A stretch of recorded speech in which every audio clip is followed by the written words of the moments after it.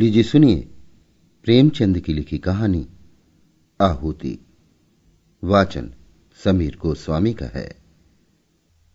मित्रों, कहानी का सिलसिला शुरू करने के पहले मैं आपको बता दूं कि आप सभी के निरंतर अनुरोध पर हम अपने चैनल पर शीघ्र लेकर आ रहे हैं प्रेमचंद के अलावा अन्य लेखकों की लिखी कहानियों का वाचन। इस कारण से हम अपने चैनल का नाम शीघ्र बदलकर करने जा रहे हैं कहानीसुनो.com। यह नाम सामान्यतः आपकी डिवाइस पर स्वतः ही बदल जाएगा, लेकिन यदि किसी कारणवश भविष्य में आपको हमारी कहानी मिलना बंद हो जाए तो कहानीसुनो.com को सर्च करके सब्सक्राइब कर लें।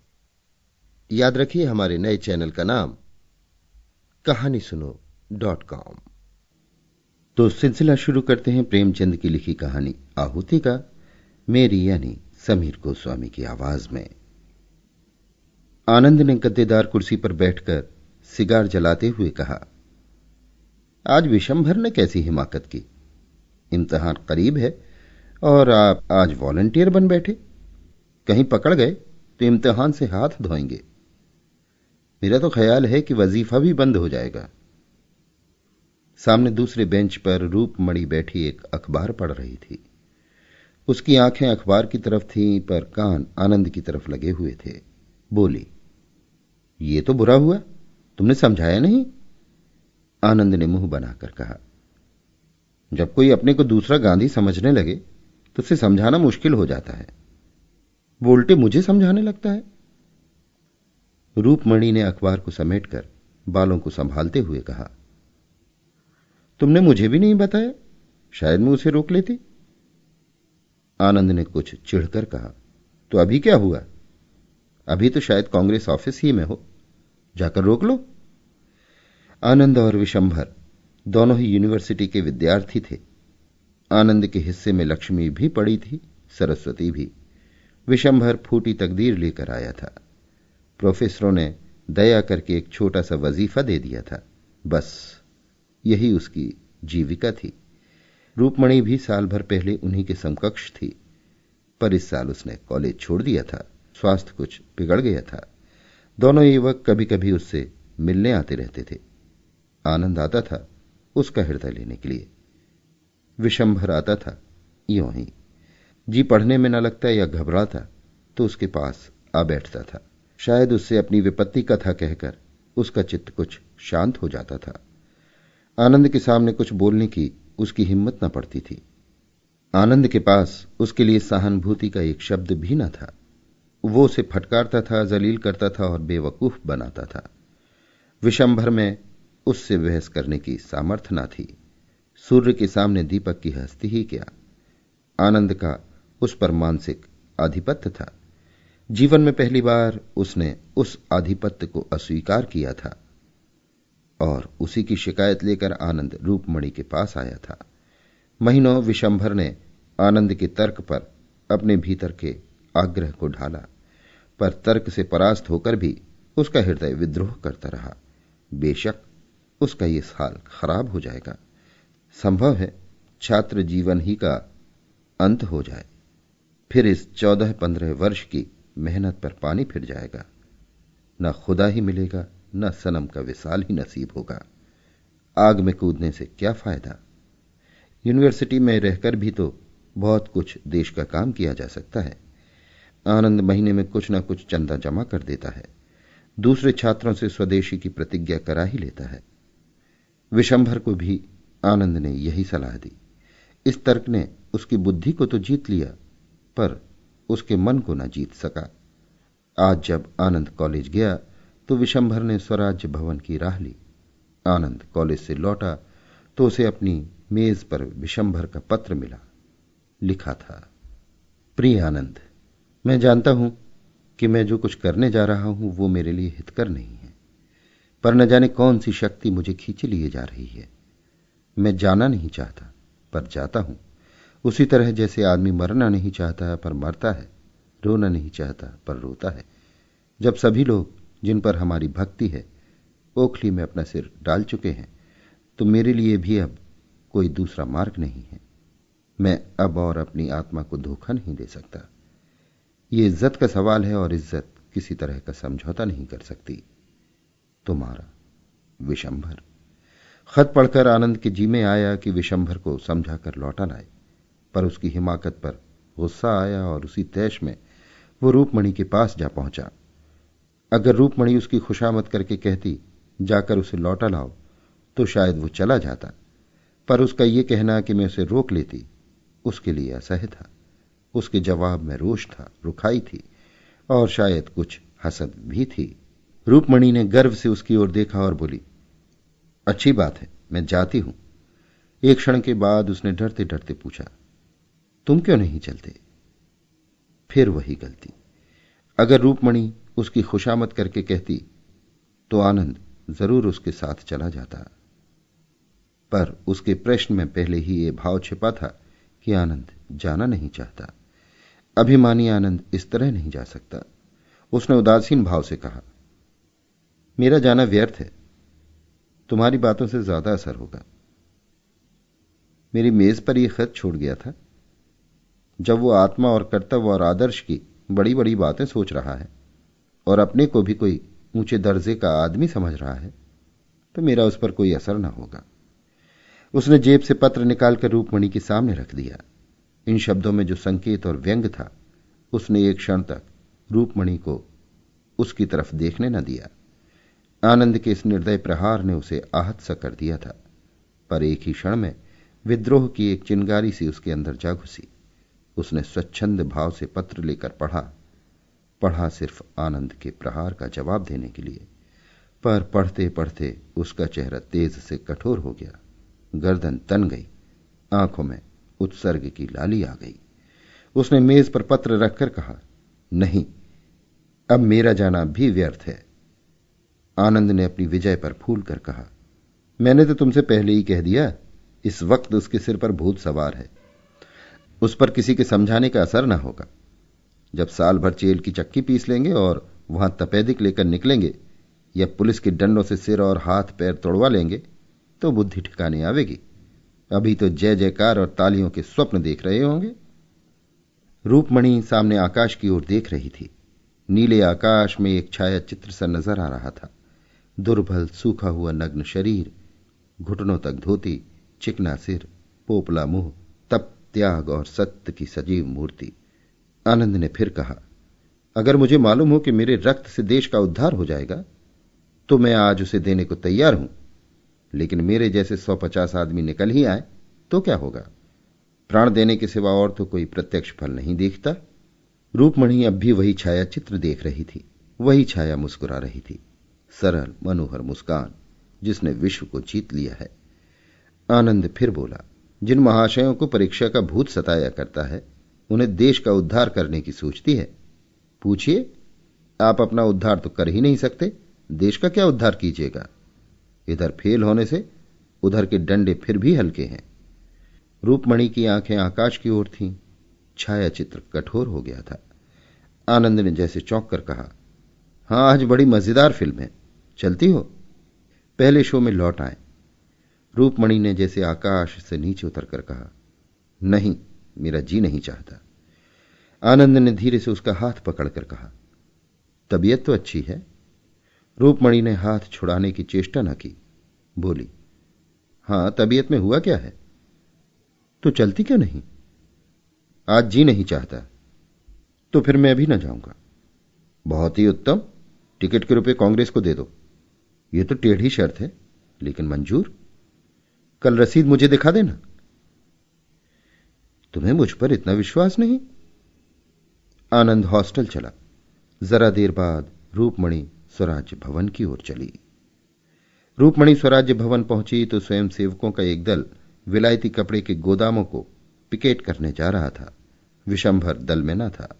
दूसरा दल शराब की दुकानों पर जाने को तैयार खड़ा था। विशंभर इसमें भी न था। रूपमणि ने मंत्री के पास आकर कहा, आप बता सकते हैं विशंभर नाथ कहां है? मंत्री ने पूछा, वही जो आज भर्ती हुए हैं?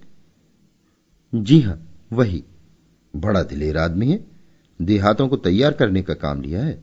स्टेशन पहुंच गया होगा, 7 बजे की गाड़ी से जा रहा है। तो अभी स्टेशन पर होंगे?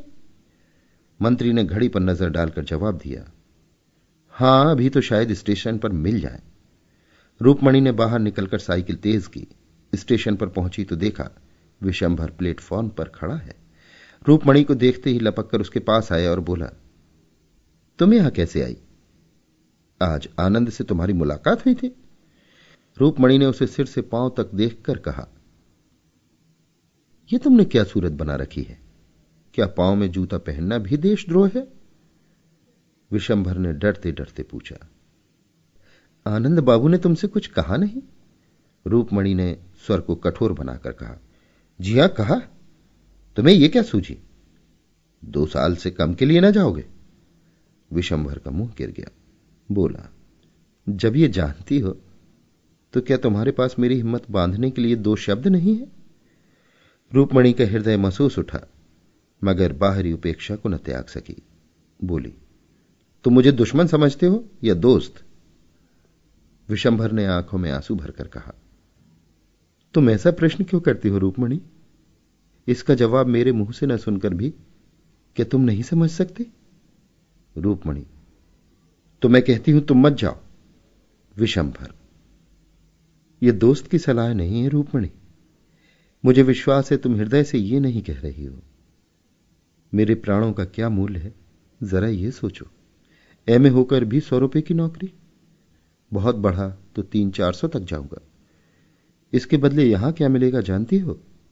संपूर्ण देश का स्वराज्य। इतने महान हेतु के लिए मर जाना भी उस जिंदगी से कहीं बढ़कर है। अब जाओ, गाड़ी आ रही है। आनंद बाबू से कहना मुझसे नाराज ना हो। रूपमणि ने आज तक इस मंद बुद्धि युवक पर दया की थी, इस समय उसकी श्रद्धा का पात्र बन गया। त्याग में हृदय को खींचने की जो शक्ति है, उसने रूपमणि को इतने वेग से खींचा कि परिस्थितियों का अंतर मिट सा गया। विशंभर में जितने दोष थे वे सभी अलंकार बन बनकर चमक उठे। उसके हृदय की विशालता में वो किसी पक्षी की भांति उड़ उड़कर आश्रय खोजने लगी। रूपमणि ने उसकी ओर आतुर नेत्रों से देखकर कहा, मुझे भी अपने साथ लेते चलो। विशंभर पर जैसे घड़ों का नशा चढ़ गया। तुमको? आनंद बाबू मुझे जिंदा ना छोड़ेंगे। मैं आनंद के हाथों बिकी नहीं हूं। आनंद तो तुम्हारे हाथों बिके हुए हैं। रूपमणि ने विद्रोह भरी आंखों से उसकी ओर देखा, पर कुछ बोली नहीं। परिस्थितियां उसे इस समय बाधाओं सी मालूम हो रही थी। वो भी विशंभर की भांति स्वच्छंद क्यों न हुई। संपन्न मां बाप की अकेली लड़की, भोग विलास में पली हुई, इस समय अपने को कैदी समझ रही थी। उसकी आत्मा उन बंधनों को तोड़ डालने के लिए जोर लगाने लगी। गाड़ी आ गई। मुसाफिर चढ़ने उतरने लगे। रूपमणि ने सजल नेत्रों से कहा, तुम मुझे नहीं ले चलोगे? विशंभर ने दृढ़ता से कहा, नहीं। क्यों? मैं इसका जवाब नहीं देना चाहता। क्या तुम समझते हो मैं इतनी विलासासक्त हूं कि मैं देहात में नहीं रह सकती? विशंभर लज्जित हो गया। यह भी एक बड़ा कारण था, पर उसने इनकार किया। नहीं, यह बात नहीं। फिर क्या बात है? क्या यह भय है पिताजी मुझे त्याग देंगे? अगर यह भय हो तो क्या वो विचार करने योग्य नहीं? मैं उनकी तृण बराबर परवाह नहीं करती। विशंभर ने देखा रूपमणि के चांद से मुख पर गर्वमय संकल्प का आभास था। वो उस संकल्प के सामने जैसे कांप उठा। बोला, मेरी ये याचना स्वीकार करो रूपमणि, मैं तुमसे विनती करता हूं। रूपमणि सोचती रही। विशंभर ने फिर कहा, मेरी खातिर तुम्हें यह विचार छोड़ना पड़ेगा। रूपमणि ने सिर झुकाकर कहा, अगर तुम्हारा यह आदेश है तो मैं मानूंगी विशंभर। तुम दिल से समझते हो मैं क्षणिक आवेश में आकर इस समय अपने भविष्य को गारत करने जा रही हूं। मैं तुम्हें दिखा दूंगी, यह मेरा क्षणिक आवेश नहीं है, दृढ़ संकल्प है। जाओ, मगर मेरी इतनी बात मानना कि कानून के पंजे में उसी वक्त आना जब आत्माभिमान या सिद्धांत पर चोट लगती हो। मैं ईश्वर से तुम्हारे लिए प्रार्थना करती रहूंगी। गाड़ी ने सीटी दी। विशंभर अंदर जा बैठा। गाड़ी चली। रूपमणि मानो विश्व की संपत्ति अंचल में लिए खड़ी रही। रूपमणि के पास विशंभर का एक पुराना रद्दी सा फोटो अलमारी के कोने में पड़ा हुआ था। आज स्टेशन से आकर उसने उसे निकाला और उसे एक मखमली फ्रेम में लगाकर मेज पर रख दिया। आनंद का फोटो वहां से हटा दिया गया। विशंभर ने छुट्टियों में उसे 2-4 पत्र लिखे थे। रुक्मणी ने उन्हें पढ़कर एक किनारे डाल दिए थे। आज उसने उन पत्रों को निकाला और उन्हें दोबारा पढ़ा। उन पत्रों में आज कितना रस था। वो बड़ी हिफाजत से राइटिंग बॉक्स में बंद कर दिए गए। दूसरे दिन समाचार पत्र आया तो रूपमणी उस पर टूट पड़ी। विशंभर का नाम देखकर वो गर्व से फूल उठी। दिन में एक बार स्वराज्य भवन जाना उसका नियम हो गया। जलसों में भी बराबर शरीक होती। फिलास की चीजें एक एक करके सब फेंक दी गई। रेशमी साड़ियों की जगह गाढ़े की साड़ियां आईं। चरखा भी आया। वो घंटों बैठी सूत काता करती। उसका सूत दिन दिन बारीक होता जाता था। इसी सूत से वो विशंभर के कुर्ते बनवाएगी। इन दिनों परीक्षा की तैयारियां थी। आनंद को सिर उठाने की फुर्सत न मिलती। 2-1 बार वो रूपमणी के पास आया, पर ज्यादा देर बैठा नहीं। शायद रूपमणी की शिथिलता ने उसे ज्यादा बैठने ही न दिया। 1 महीना बीत गया। एक दिन शाम आनंद आया। रूपमणी स्वराज भवन जाने को तैयार थी। आनंद ने भवें से कोड़कर कहा, तुमसे तो अब बातें भी मुश्किल है।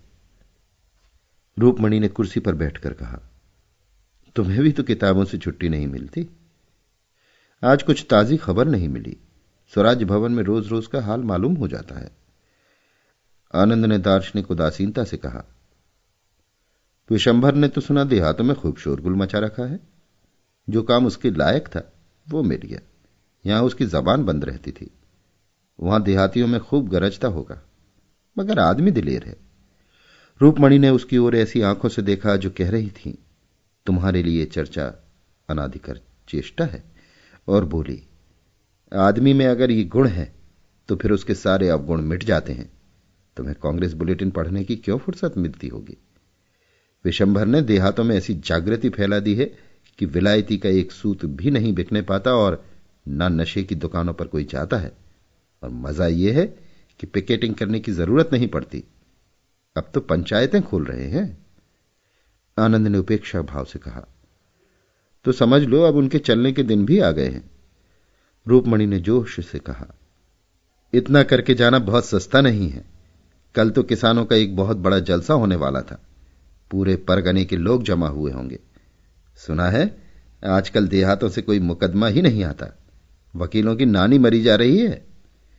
आनंद ने कड़वेपन से कहा, यही तो स्वराज्य का मजा है कि जमींदार, वकील और व्यापारी सब मरें, बस केवल मजदूर और किसान रह जाएं। रूपमणी ने समझ लिया आज आनंद तुलकर आया है। उसने भी जैसे आस्तीन चढ़ाते हुए कहा, तो तुम क्या समझते हो कि जमींदार और वकील और व्यापारी गरीबों को चूस चूस कर मोटे होते जाएं, और जिन सामाजिक व्यवस्थाओं में ऐसा महान अन्याय हो रहा है उनके खिलाफ जबान तक न खोली जाए। तुम तो समाज शास्त्र के पंडित हो। क्या किसी अर्थ में यह व्यवस्था आदर्श कही जा सकती है? सभ्यता के 3 मुख्य सिद्धांतों में ऐसी दशा में किसी न्यूनतम मात्रा में भी व्यवहार हो सकता है?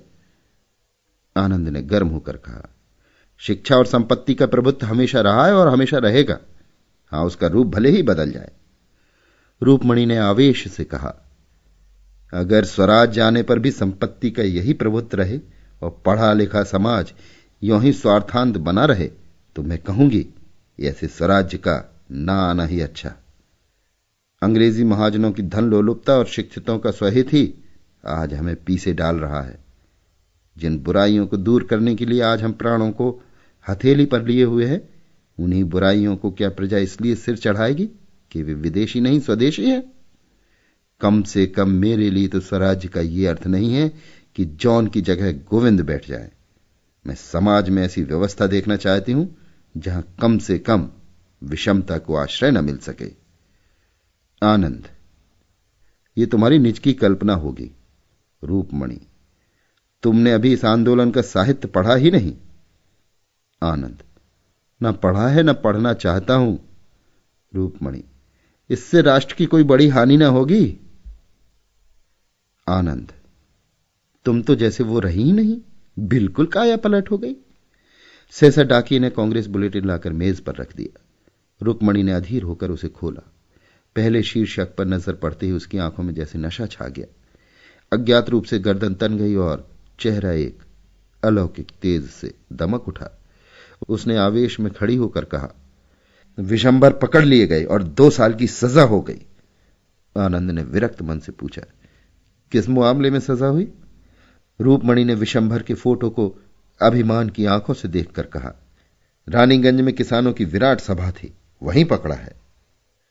आनंद, मैंने तो पहले ही कहा था 2 साल के लिए जाएंगे, जिंदगी खराब कर डाली।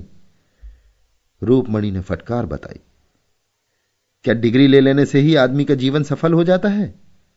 सारा ज्ञान, सारा अनुभव पुस्तकों ही में भरा हुआ है। मैं समझती हूं संसार और मानवीय चरित्र का जितना अनुभव विशंभर को 2 सालों में हो जाएगा, उतना दर्शन और कानून की पोथियों से तुम्हें 200 वर्षों में भी ना होगा। अगर शिक्षा का उद्देश्य चरित्र बल मानो तो राष्ट्र संग्राम में मनोबल के जितने साधन हैं, पेट के संग्राम में कभी हो ही नहीं सकते। तुम ये कह सकते हो कि हमारे लिए पेट की चिंता ही बहुत है, हमसे और कुछ हो ही नहीं सकता। हम में न इतना उत्साह है, न बल है, न धैर्य है, न संगठन, तो मैं मान जाऊंगी, लेकिन जनहित के लिए प्राण देने वालों को बेवकूफ बनाना मुझसे नहीं सहा जा सकता। विशंभर के इशारे पर आज लाखों आदमी सीना खोलकर खड़े हो जाएंगे।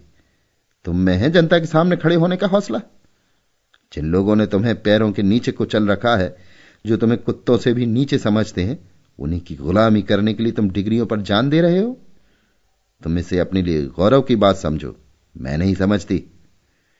आनंद तिलमिला उठा, बोला, तुम तो पक्की क्रांतिकारिणी हो गई इस वक्त। रूपमणि ने उसी आवेश में कहा, अगर सच्ची खरी बातों में तुम्हें क्रांति की गंध मिले तो मेरा दोष नहीं।